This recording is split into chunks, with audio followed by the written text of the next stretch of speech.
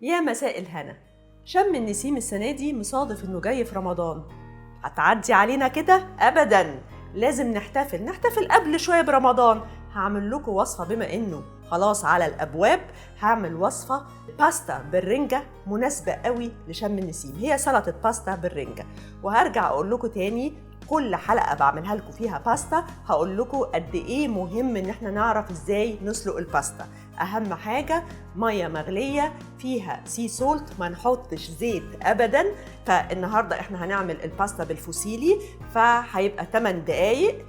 أما توصل 7 دقايق كده أتشك لأنها كويسة وعلى دانتي اللي هي فيها عضة خفيفة كان بها. لسه نسيبها الدقيقة كمان وما نشطفش الباستا أبداً. وعايزة أقول برضو إن أنا فخورة جداً إن في مصر براند باستا بينافس البراندز الإيطالي اللي هي حقيقي معمولة ببريميوم كواليتي اوف ويت سيمولينا. فتعالوا نشوف سلطة الرنجة بتاعتنا عاملة ازاي. أنا اوريدي سلقة الباستا زي ما انتوا عارفين، وقلت لكم ازاي هنسلق الباستا.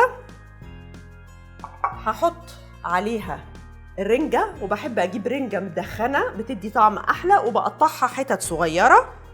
فهنزل بالرنجة بتاعتنا اللي متقطعة، وهحط بصل أخضر، هحط شبت،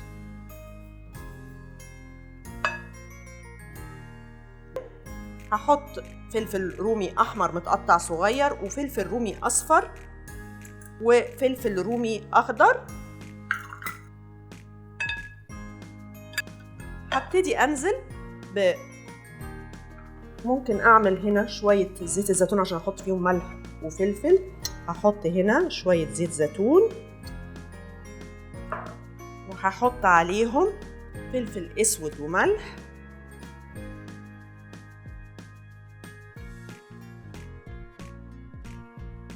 وهحط دلوقتي زيت الزيتون. يلا هنغرفها وتشوفوا شكلها عامل ازاي. وجهزت السلطة بتاعتنا وتفتح النفس، وهتلاقوني بشتغل بنفس قوي عشان المنظومة متكاملة. يعني الباكجينج بتاع سيتشيليانو يفتح النفس، الباستا نفسها تفتح النفس، فخلاني أعمل طبق يفتح النفس. جربوا سلطة الرنجة بالباستا وقولوا لي رأيكم فيها ايه، وبعتوا لي الصور الحاجات اللي بتعملوها، ونعمل ستوريز ونعمل منشنز. عايزين نكسر الدنيا بالأكلات اللي بتعملوها. مستنية كومنتاتكم وأسئلتكم.